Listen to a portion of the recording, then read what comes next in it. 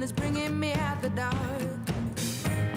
The scars of your love remind me of us. They keep me thinking that we almost had it all. The scars of... Good evening, everyone. Nice to see everybody in the live stream chat right now. And again, I'm happy to be joined by Eapen Thampy, and we're going to talk about a couple bills specifically, really, that he's been working on this session. Give me just a moment, and whoa, I need to turn that off. It's a good song, but I don't need that going while I start the recording. So anyway, give me a moment, and we'll get rocking and rolling here, folks.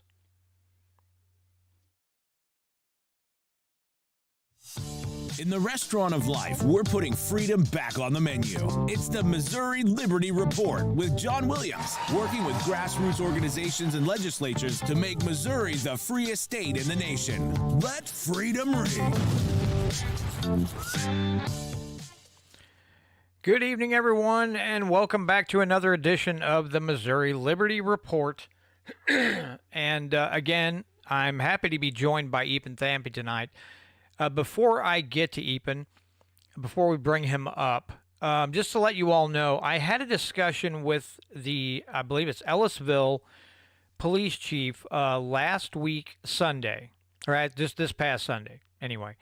And so probably sometime, excuse me, next week, maybe like a Wednesday or a Thursday, I'm going to bring him on for about a half an hour because he's got an interesting topic that I want to discuss with him about the juvenile crime and how the juvenile centers are dealing with it. And basically, the issue is that they have people that are, they got juveniles who are stealing cars or property damage or whatever, violent crime, and they call the juvenile centers or whatever, and they say, we've got such and such here, and they're like, take them back home to his parents, and it's becoming an issue now. He said they are working on it and trying to find some ways to remedy the situation, but it is apparently a big deal in St. Louis County. So I'm going to have him on. And we're going to talk about that, but I'm just going to do it in the middle of a week, 20, 30-minute interview. And I'm not going to make a podcast out of it, but it will be live streamed on YouTube, our conversation. So anyway, with that, Eapen, how are you this evening?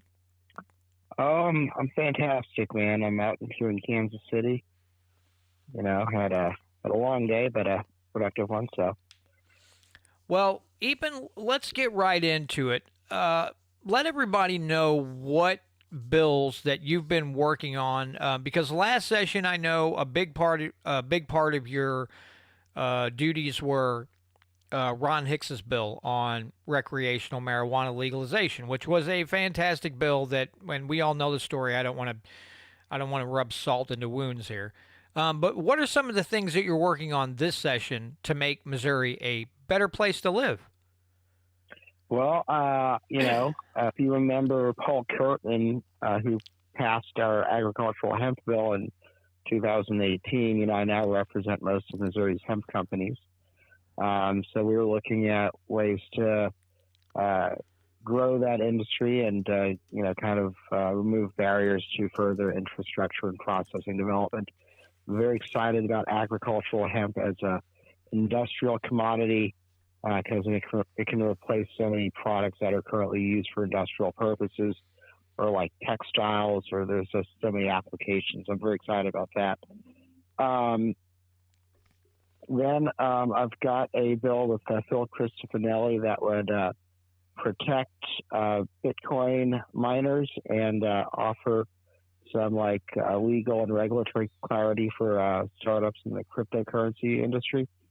And then with Tony Lavasco, and we've got a bill to allow psyilocybin access. And, the FDA is in process of, there's a stage 3 clinical trial underway for psilocybin for depression.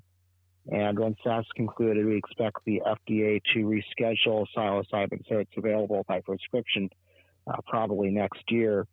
But when that happens, this is a therapy that has a lot of utility. But we don't want to necessarily see the only options available, like a synthetic or a pharmaceutical, product, when we have, psilocybin mushrooms that can grow naturally. So, Levosca's bill kind of creates more legal protections for patients and providers, and allows for botanical psilocybin products on the market. Yeah, this is interesting. Now I know you've been keeping up with the research that's been going on. Can you kind of go into what they're seeing as far as depression and some other things? Is it actually what I thought I heard? Maybe I misheard or I misunderstood, but I could have swore I heard someone say that it's actually showing that it can actually heal the brain some. Is that correct? Yeah, so psilocybin and other classical psychedelics seem to spark neurogenesis in the brain. So the brain literally grows new neurons, and those neurons make new connections, and also creates conditions of neuroplasticity. So the brain can literally rewire itself, which is very valuable in cases where there's something abnormal or some trauma has adversely affected the brain. It also seems to have a significant effect as an anti-inflammatory. So you think about, autoimmune diseases like Parkinson's or Alzheimer's, where there's a lot of inflammatory activity in the brain that cause various negative effects. And so we're seeing very promising research data coming out on all of those fronts. Yeah, that's fantastic. Now, I believe there was a documentary here several years ago I watched. It was like The Great White Hope or something. They were talking about basically these corporate jails and marijuana, but then towards one part of the documentary, they were covering the psilocybin, and it was either in Oregon or Washington that they were doing trials, and the people that were there taking this microdose, some of them were saying that their anxiety or whatever mental ailment they had was really, really getting relief from this microdosing. Yeah. So a microdose is a subthreshold dose. So the idea of a microdose is that you don't feel anything. You don't experience the psychedelic experience that is typical when you eat a larger dose of mushrooms. So the great thing about microdosing is that people can consume subthreshold doses on a daily or weekly protocol, and it seems to have over time has a lot of benefit. Yeah. And you're right. There's like I said, the stage 3 clinical trial for psilocybin and depression is undergoing. And kind of along with that, there's very significant evidence showing that it helps with anxiety. We're seeing very high rates of efficacy. Some, I guess, depending on the study, we're seeing 60 to 80% or higher rates of people having less anxiety or hopelessness or depression once they start these therapies.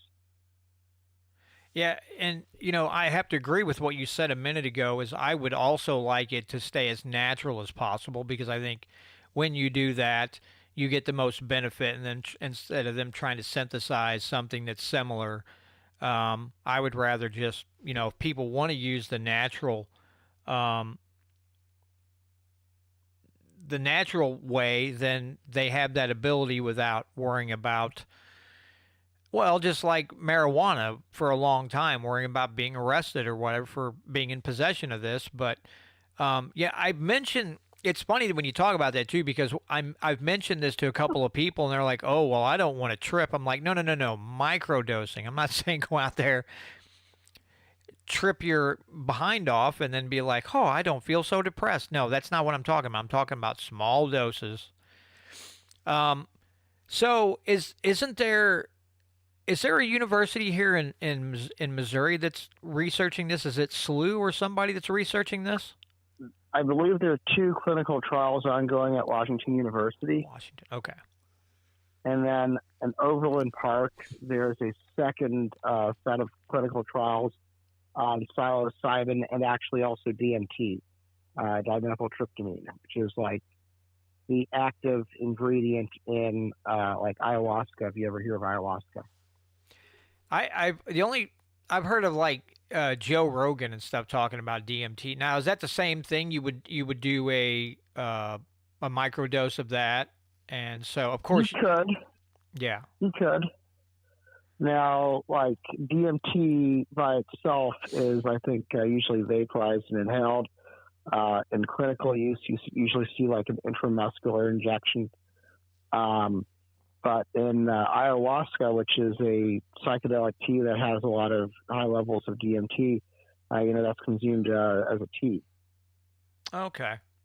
Yeah, because I mean, I know that they're going to want people. They want to heal people without the. Now, some people might want that, but most are not going to want the hallucinations. They're going to want the healing effects of the properties of the psilocybin or the DMT, and that's why I was curious if they were going to, if they were doing very small doses of that as well. You can do the microdosing protocols; those are useful, and over time they're valuable. And I understand, some people don't have maybe an idea or might make them a little wary of having a full psychedelic experience. But I'll be honest, especially if you're really suffering, from PTSD or depression or something, that full psychedelic experience has a lot of benefits. And I'll be honest, it may not be a pleasant experience, but it is a healing one. Okay. See, I didn't know that. That's the thing when in conversations with people about like medical marijuana, a lot of people, there's people out there, they want the benefits of pain relief, chronic pain or whatever, but they don't want to be high. They want relief from pain. And, I've heard people talk about when they go to a lot of the dispensaries, the stuff is really potent in THC. And so them trying to maneuver to figure out the dosage that's right for them so they're not baked because they don't want to be baked, but they want the pain relief. And I know that's been a struggle for some people, but I mean, have you heard anything like that? Because, like I said, everything that I've heard about the stuff you get at the dispensaries is just really potent stuff for the most part. Yeah, and over time, I think as the market evolves, you'll see some different directions on that. We're emerging from a black market, is illegal. We were under prohibition, for decades. And so, the easy metric for consumers to judge quality when they don't have a lot of information is the THC level. And what you observe in markets, some of these markets, as they get legal and people are able to get more information, we have lab tested products, be able to experiment with, marijuana that has different, levels of THC and, other molecules like terpenes and flavonoids is people, once people like figure out, it's not just the THC in this plant that's valuable or even, gets you high or, I think, you'll see kind of a market develop more options for people. THC by itself can, I think, cause like, in certain people cause like, you get too high, get kind of wig out, Yeah. But when you have a more balanced, entourage of things that the plant can produce, the experience can be a lot more pleasant. Yeah, I mean, I know that the last time that I tried anything, somebody had a vape pen, and apparently it was sativa and not indica because I wanted the nice, lay down, take a nice long nap, and instead I got the rapid heart rate and stuff, and I'm like, yep, don't like that. And so it was a sativa strain and not an indica strain. And I'm like, I got to do indica. Sativa is not. I don't have a pleasant experience, but everybody's different in that. Now, speaking of medical marijuana and recreational marijuana, and the horror that is Amendment 3, are there any bills or anything that's being done to try to curtail something that, was amended to our Constitution, unfortunately? There is a lot of interest. There's a lot of interest.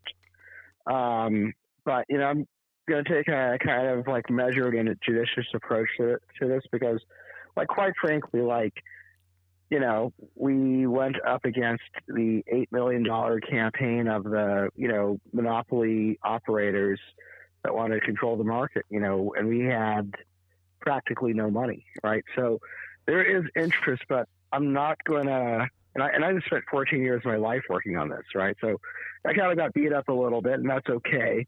But what really needs to happen is that, there needs to be some group or some, movement on this where, you really do have the funding to be able to move the dial and maybe give, let Missouri have the discussion of should we revisit this and, what are our options here?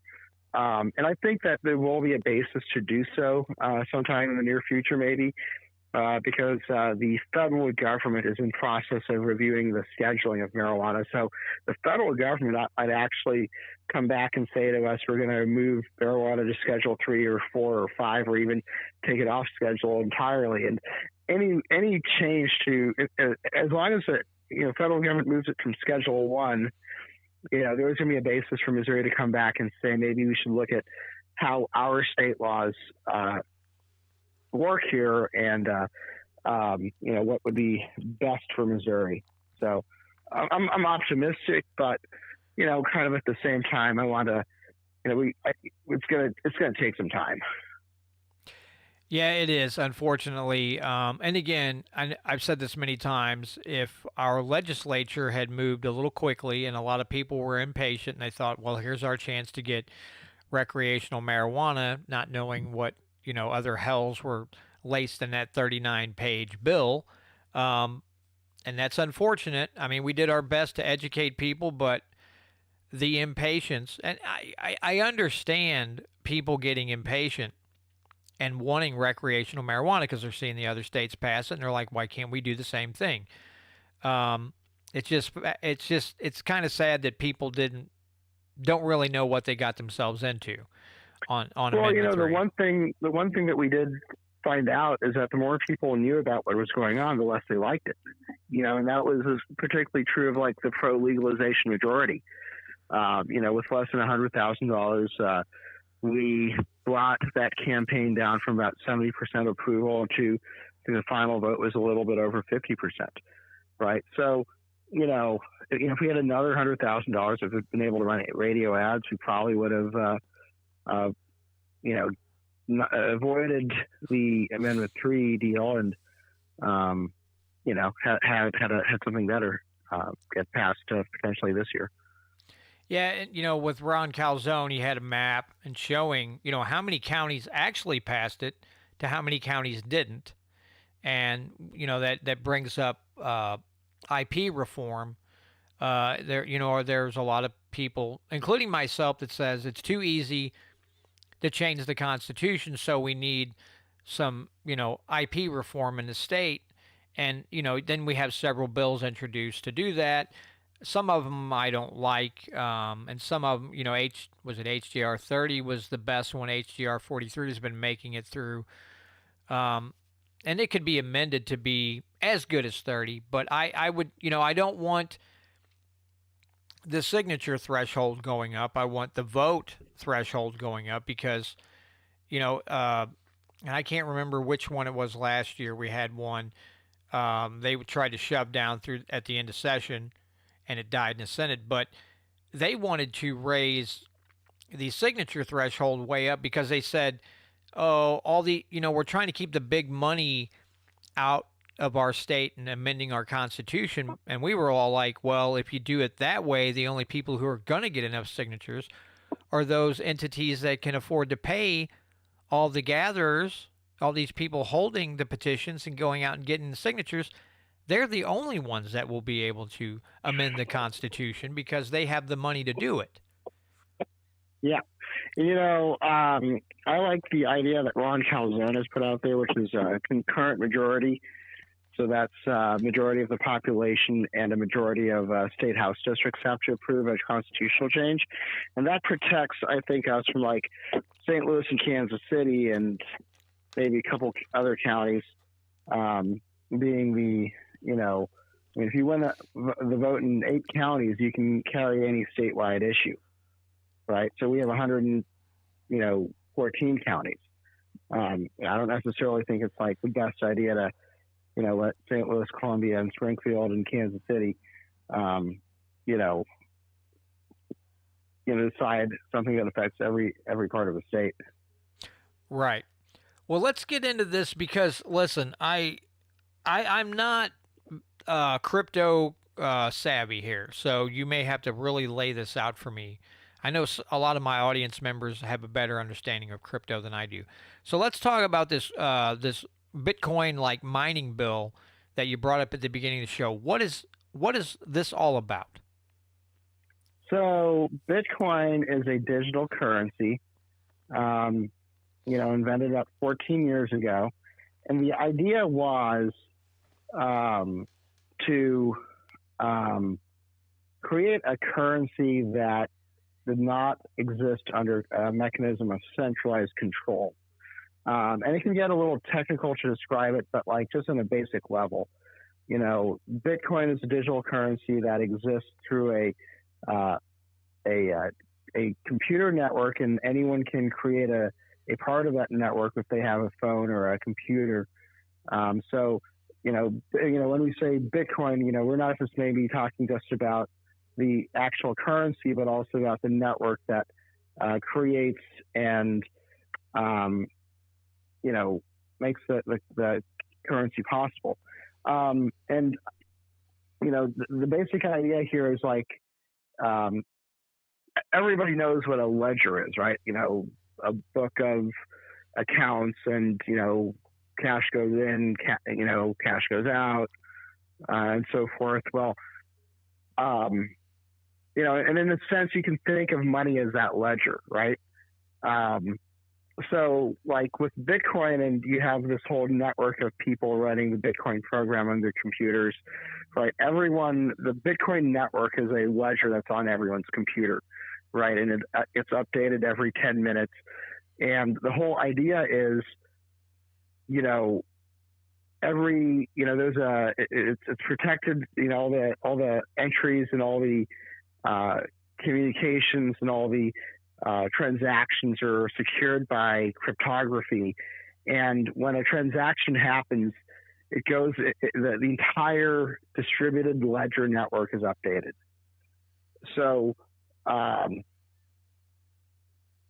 the activity of the computers that are running all these nodes to protect the network and to, the way Bitcoin was created, there's only 21 million Bitcoin. And to access that Bitcoin, all these computers are trying to solve a cryptographic puzzle, which is an activity that we call mining. So this mining activity is like kind of the activity that creates Bitcoin, creates the network, secures the transactions. Now, in some Western states and some Eastern states that are Democratic states, you have Democrats coming out and saying, oh, well, you're using energy, right? And you're burning, wherever that energy comes from, you're creating carbon emissions, or, making other similar objections. So a lot of municipalities and certain states have been very averse to this idea. Plus, once you have a currency that is not under centralized control, Bitcoin is permissionless and it's trustless. So that means that I don't need your permission or a government's permission to engage in a transaction. I can send someone $10 million worth of Bitcoin without, across the world without having to deal with any other intermediary. Right? It's a peer-to-peer system. So, it's permissionless, and because the network is cryptographically secure, it is trustless. I don't need to know you. I don't need to trust you for us to have security and our ability to transact and do business, or whatever we want that involves a transaction. So it's kind of like if you're a Ron Paul guy who bought into the end of the Fed or audit the Fed, message, and you're discouraged by the Federal Reserve's continued debasement of her currency by just printing more money whenever the government needs it.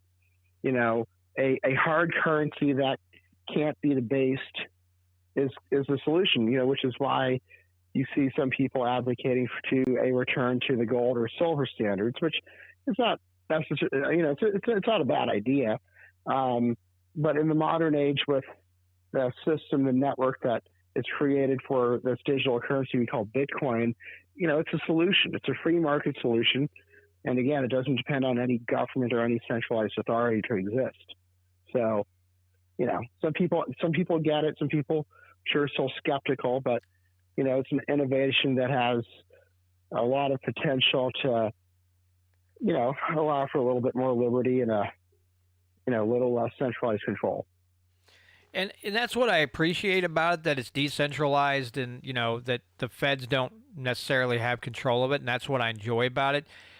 I guess I'm old school, and if you gave me a choice between Bitcoin and gold and silver, I'd take gold and silver because it's something I can hold in my hand, and I think that's a big deal for several people. Is just like, if I can literally hold it in my hand and put it in the safe in my house, and I know it's secure and it's mine, and I don't worry about, the feds coming in and just screwing up the system, and suddenly, and then I'm sure the FTX scandal didn't help anything, even though that has nothing really to do with Bitcoin or its decentralization. That was an idiot who got greedy, but yeah, that was a scam. I mean, just like any other scam in history.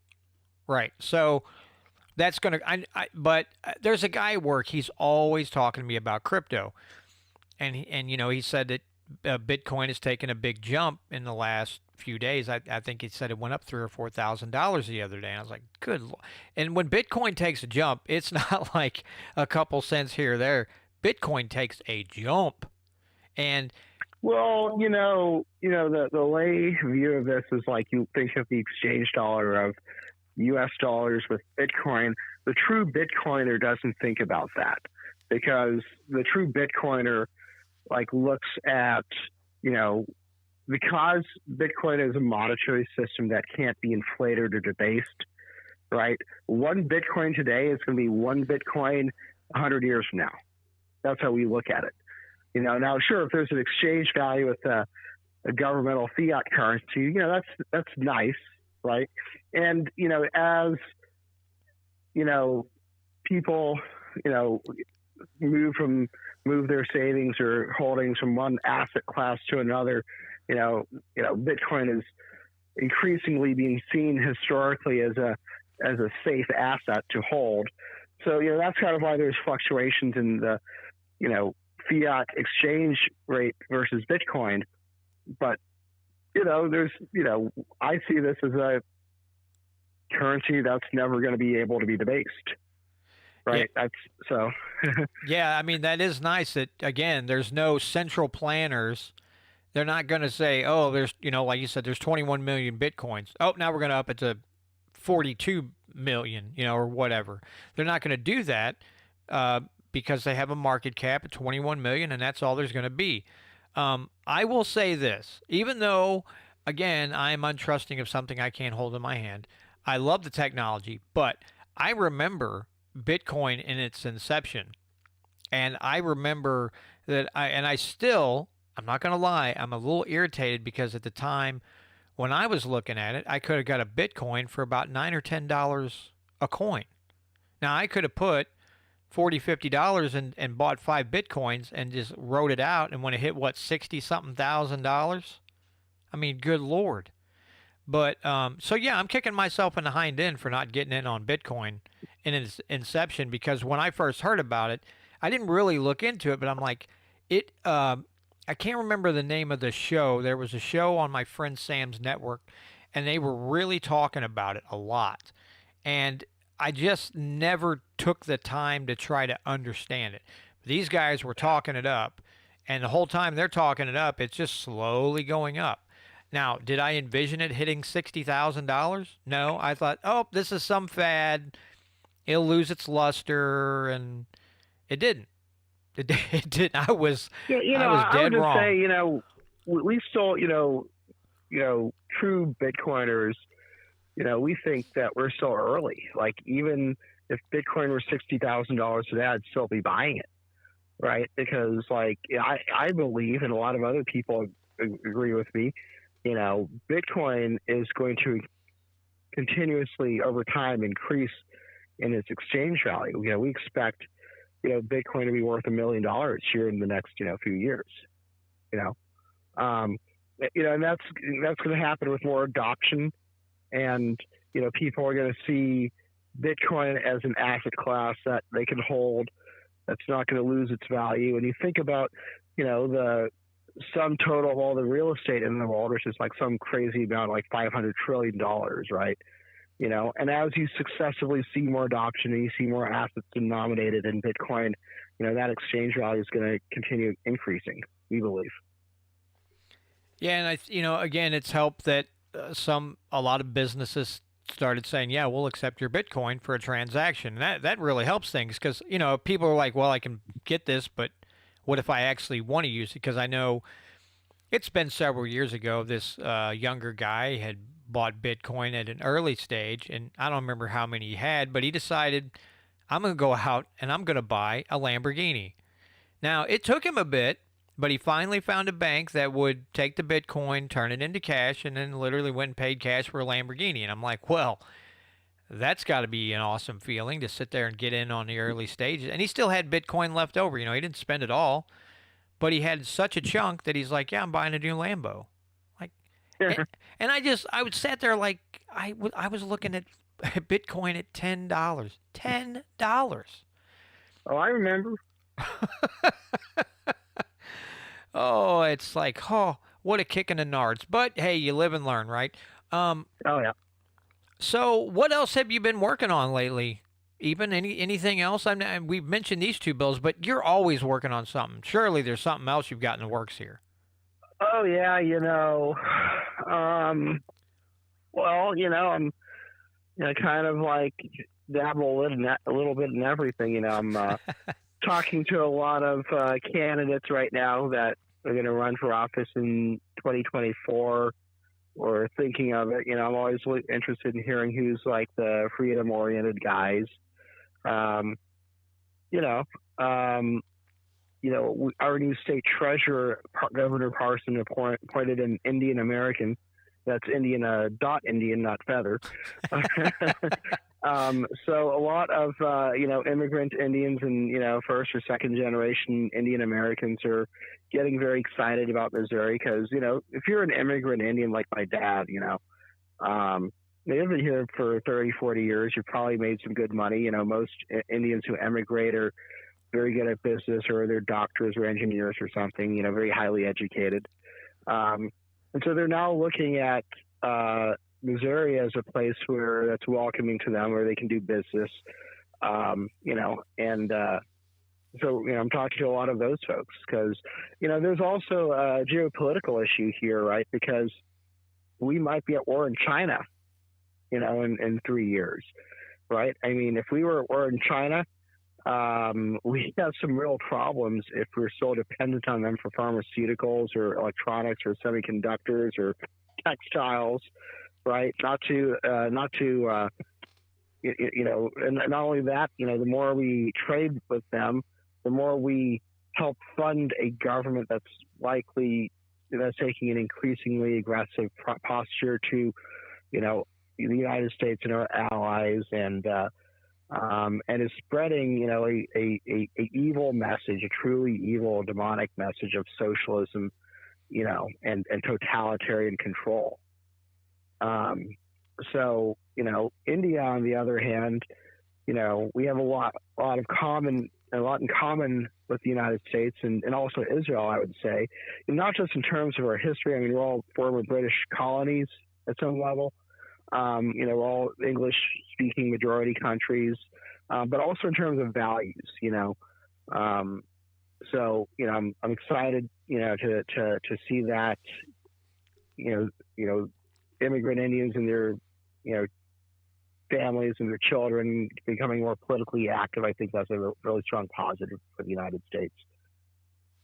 Yeah, it again. I keep mentioning this, but it's true. COVID was a disaster, but it was also silver lining.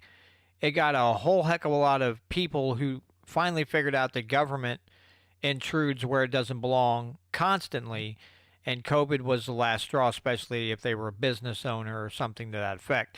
And that brought a lot of them out of the woodwork to run for, whether it's a city alderman or a county position or state rep or senator. And I hope that that momentum keeps building, that more of those folks run, because they, a lot of them, of course, were affected by lockdowns, shutdowns, whatever, and they decided no more. And I just hope that that sticks with people and they don't forget about it in 5 to 10 years and go, well, that was 5, 10 years ago. Everything seems to be settled down now and we can go back to our normally, or our regularly scheduled program. It's like, this is government, and if you fall asleep at the wheel, they're going to take over. So, and that's the thing. I know that a lot of immigrants come over here because they understand what America's supposed to be. And I think some of them get over here and then they go, whoa, whoa. Like my wife, she works for the state. A couple years ago, a gentleman who was originally from Russia was living here, and he had an issue, and she was helping him sort it out. And he goes, you know what? He goes, this country's getting just about as socialist as Russia is. And she's like, although I agreed with him, I couldn't, I didn't want to say anything. But yeah, there are people who escaped it that come here and see what governments are doing in states and just federally and going, what do we ran away from this and you guys are running towards it. What is the problem here? So I don't know. I mean, as far as because I don't know any really Indian immigrants, Eapen, do they seem to probably treasure freedom quite? Probably treasure it quite well. Am I correct in that? Yeah, if you are Indian and you immigrated in the 80s or 90s, that meant that you grew up under the shadow of the Soviet Union and communist China, right? So that memory is still fresh in your minds. Whereas in the United States, once Reagan left office and we won the Cold War and the Berlin Wall fell, I feel that we kind of forgot, the issues and the danger and the existential, nightmare of being in that era, So, and then I think a lot of Americans, respectfully, a lot of my fellow Americans, like prosperity has made us complacent, and we've seen like some of the decadence of popular culture, I think some of the things I see, and immigrants who came to this country for the, hope and promise of the American dream is, they're helping us remember those ideas.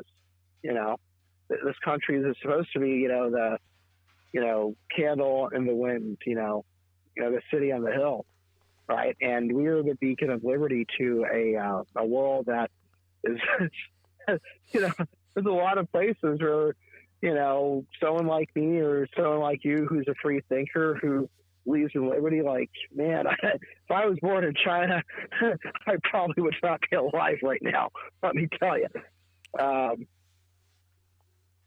Yeah, no, you're right, and the thing is too is that I know that there are certain cultures of people that family. Now, I'm not saying that every family in America doesn't, like really are not family oriented, but I know that like a lot of Hispanic cultures and other cultures, family is huge to them. So if they come here, they're going to want the family, um, the natural family order to stay alive. They don't want to see it crumble like some folks apparently would love to just tear down, a natural family type of thing and have state be mommy and daddy. That is the Oh, nice that's been thing going about, on all my entire life. yeah. So, I see that other cultures, yes, can help us realize that, hey, you know, you don't dump on your family and go worship government. You have to take care of your own, and you have to keep them safe and not depend on government schools to educate your kids on everything, and then hope they don't turn out like a dumpster fire when they get out into the real world because they don't really know what's going on and their education is lacking. So yeah, I don't, again, people who immigrate here and become citizens, I don't have a problem with that. I don't like the government doles money out to people who don't want to come here legally and tries Right. driver's license and Yeah, the whole yeah, yeah, bit. yeah, yeah. My parents did it the right way. They got the visa, went through the process. And then I do agree. Like we can't have, just I mean, we can't, a nation that does not have a secure border is not a nation. Yeah. Well, and let me ask you this because I hear different time frames. How long did your parents have to wait between visa and actually becoming naturalized citizens? How many years did they have to go through all the processes to actually become naturalized? I think my dad got here in '74 or something. I think he got his citizenship in maybe sometime in the early '80s. And then my mom came here with him in, I want to say '83. She was a citizen by '89. So it took a while. But yeah, I think that's fine. I mean, I remember I was like 6 or 7 years old, and we went to the courthouse in South Bend, Indiana, and she got her citizenship. That was a memorable thing I still remember to this day. yeah. Now let me ask you this, Eapen, because I haven't been through it and your parents have, but I understand that there needs to be a vetting process, and I understand that we need to make sure that people who are coming to this country don't have nefarious ideas. But I'm hearing like I have two women that I work with. One of them was 9 years, and one of them were 10 years. And these are not slackers. They're like, oh, I'll just put that up. No, they're hardworking people. And I'm thinking, I appreciate the fact that you did it the right way, but 9 or 10 years seems excessive to me. And now this is my personal opinion. I'm no expert, but I feel if people it's taken people 9 or 10 years to become naturalized, I can see why some people are like, I ain't going through all that business. 9, 10 years? Are you freaking kidding me? I mean, is there something I'm not seeing here or what? Because I just feel like that's too long for people who want to do it the right way. I kind of see it both ways. I don't know what the right thing to do here is. We should be encouraging people, from every part of the earth. I mean, the immigrant culture and diversity of America is one of our greatest strengths. At the same time, it's as long as there's a clear path. At the same time, I don't know if it's necessarily a bad thing for it to take, better part of a decade. But I mean, I don't know what I think about this question. I see virtue in both ways.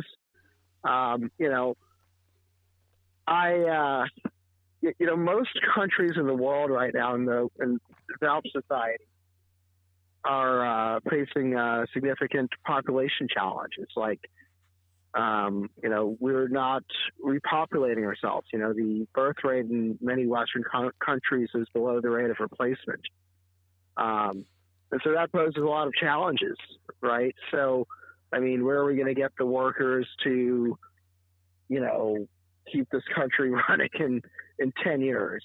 Well, we're in a doctor shortage where we either got to, even if we deregulated a lot of the stuff that keeps people from going through medical school, I think we probably still have a doctor shortage. How are we going to take care of all those elderly people and in 10 years? We don't have the physicians or nurses for it. So I think there's virtue in telling people that if you have a skill set, if you're a mathematician or an engineer or a physicist, or you're in med school, there should be maybe an expedited process for that. I think that's a smart idea. That's a way for us to attract the best of the rest of the world. Yeah, man, I get pretty irritated talking about the whole doctor thing because, like my wife has had appointments with a couple of different specialists, and it was like one was a dietitian, 4 months of waiting, 4 months to see a dietitian. And now I do know that because of strategies and things put in place during COVID that wrecked healthcare big time in this country. And and it's not just this country. In a lot of countries, the healthcare system got just absolutely blindsided and wrecked. And now anybody out here with maybe a debilitating illness or what have you are finding it much harder to get into a doctor in a timely manner. And I just hope that people, remember this in case they ever try it again. But again, we've got someone like, Representative Seitz has a bill to get rid of the certificate of need in the state. So, there's these little subtle things that we have in this state, certificate of need being one of them, that if somebody wants to go to a hospital or to a doctor or whatever, certificate of need has shrunk the amount of beds down and MRI machines and CT scanners and all this stuff. We don't have the numbers we could have because they want you to go. Yeah, we definitely need we need to increase competition and deregulate a lot of what the healthcare business is now. I remember when my dad was going through med school and then through residency, and every year there's more rules and regulations and more time spent filling out paperwork and not seeing patients or not having doing productive things that end up in serving patients. And it's a giant mess. I remember Gary Johnson was running for president. He's like, it should be, getting your kidney or gallbladder removed should be as simple as going to a bike shop, which, I think that's maybe a little exaggeration, but, on the other hand, like, thanks to capitalism, we have very efficient service provisions in most deregulated industries, and I don't see why we can't replicate that competitive, model in healthcare. Yeah, you've got the hospital in Oklahoma City that they don't take insurance at all, and the cost is much lower, and it's much more efficient because there's no middleman in there that they have to negotiate with. So if you need a procedure done or whatever, it's a lot cheaper and gets done way quicker. And I think it's like, why aren't more states looking at that model and to deregulate enough to say, yeah, if you want to bring in a hospital like that doesn't take insurance, let's do it. If we're, again, if we want a truly free market, those are the things we got to look at. Healthcare is a big industry in this country, and we've got to do something better because the damage that's been done over the last few years. And then you're seeing, people don't want to become doctors. My son was thinking about going in to school for a respiratory therapist. His teacher started breaking down to him just regulations that were coming up on top of everything else. And he's like, nope, I'm out. I'm not doing it. And I was like, really? He goes, Dad, you have no clue. Which I didn't. I knew it's heavily regulated to where it just creates a financial burden for those who need it. But he's like, no, teacher laid it out for me. He's like, I do not want to be a part of that. And I was like, that's fine. Do whatever you need to do. But yeah, and it was, like a 5-10 minute talk, and his interest was gone. He didn't want no part of it anymore. So that's quite frightening. Well, anything else that you want to go over here, Eapen? Anything else you want to discuss?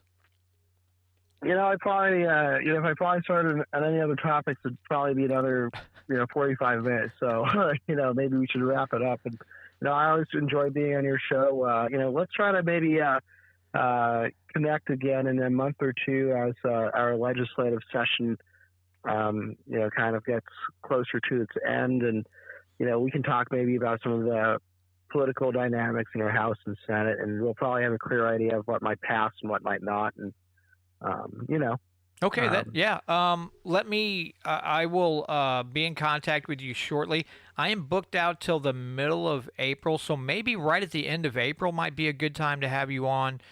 And because we're getting, closer to the end, and we can kind of discuss what's going on in the House and Senate. Absolutely. Well, Eapen, again, always appreciate your knowledge on subjects and bills here in the state of Missouri, and keep up the great work, man. Absolutely. It's always a pleasure. All right, take care, Eapen. Take care. All right, folks, that was Eapen Thampy, and so Eapen's got his pulse, as well as, like groups like the Missouri Freedom Initiative do, on the legislature here in Missouri. And Eapen says he's there. I think what he told me today, he's there 4 days a week. So, I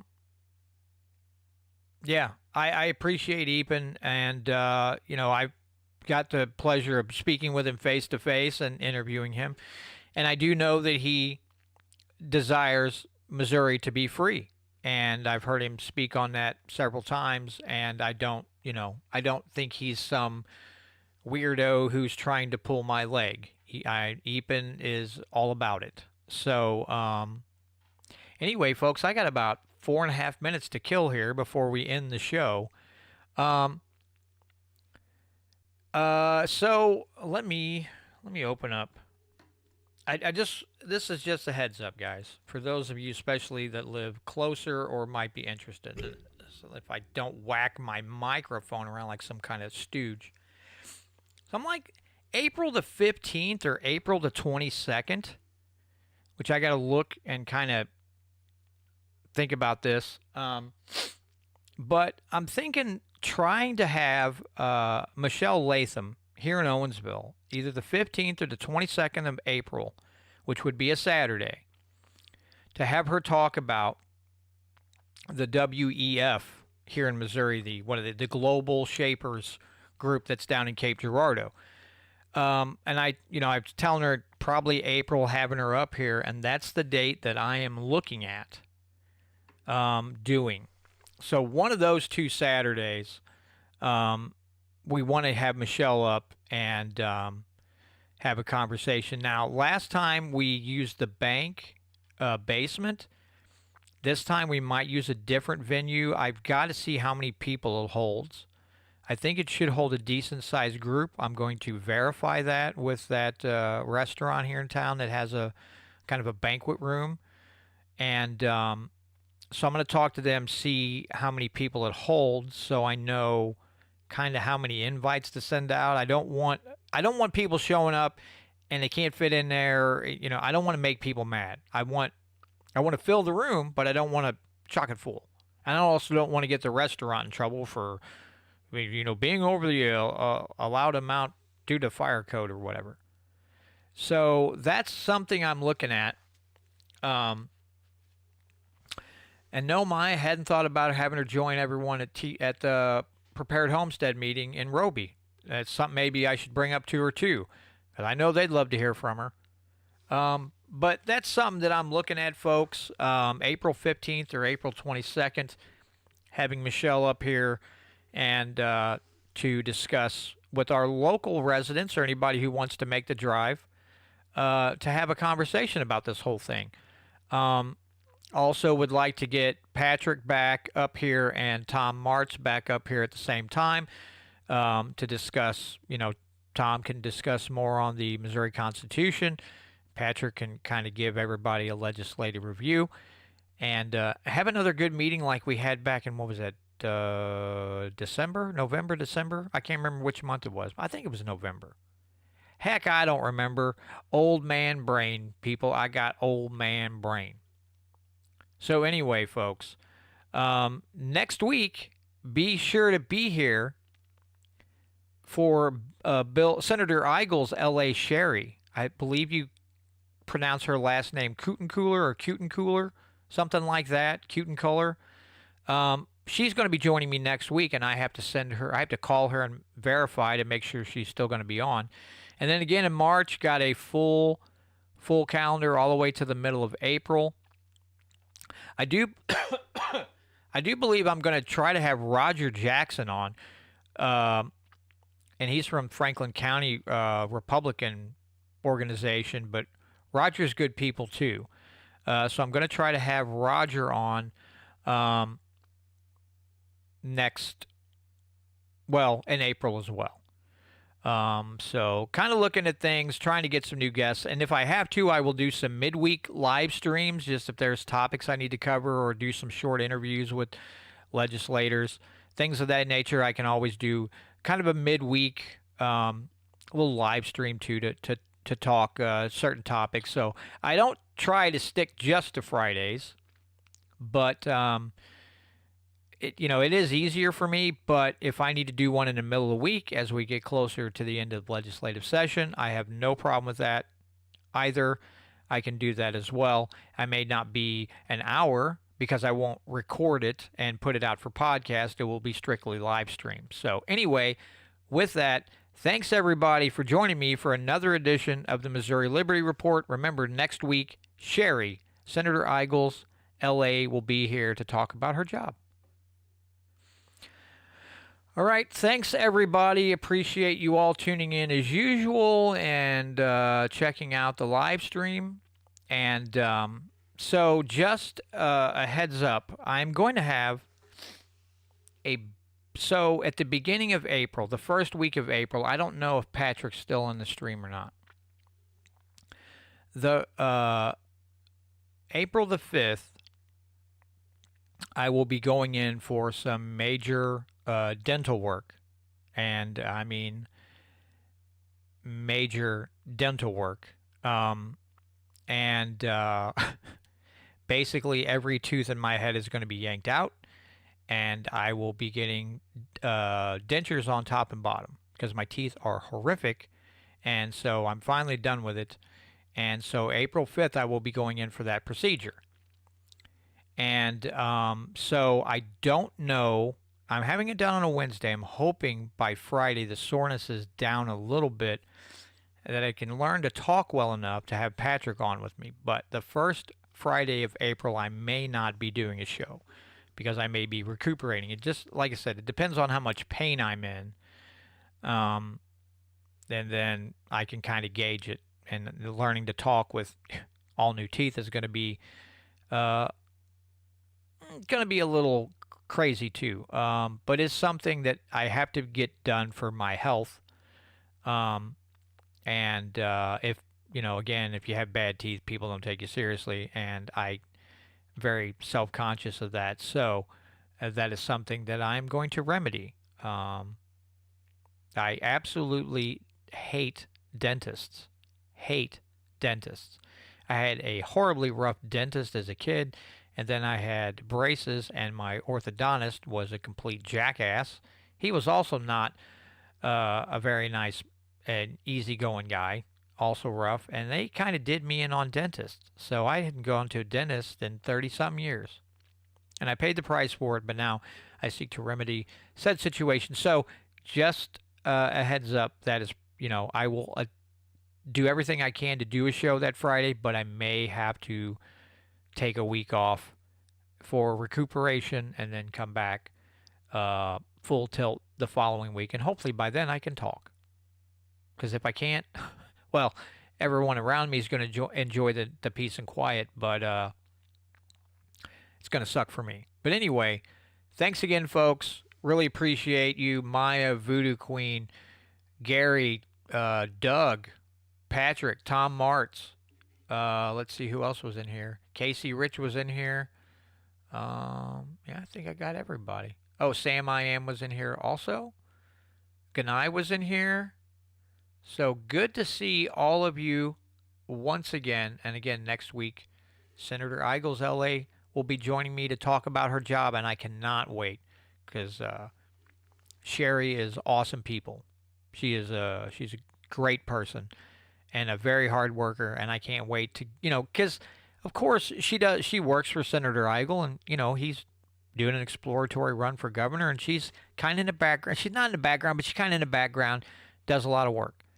I think we need to show Sherry some love, and so people understand just what her job entails and how hard she does work, and show her a little appreciation. So I'm looking forward to that as well. Anyway, I forgot about Hunter, the Parmesan cheese expert. Forgot about him. Sorry about that. Anyway, folks, peace out, Girl Scouts and Boy Scouts. We'll see you next week. Possibly Wednesday night. I got a call, and I can't remember his name. Stevens is his last name. Chief Stevens from Ellisville, and try to get him scheduled for Wednesday night to talk a little bit about what St. Louis County is going through as far as with juvenile organization and all that. So anyway, with that, folks, have a great weekend. Stay safe, and we'll see you all next week right here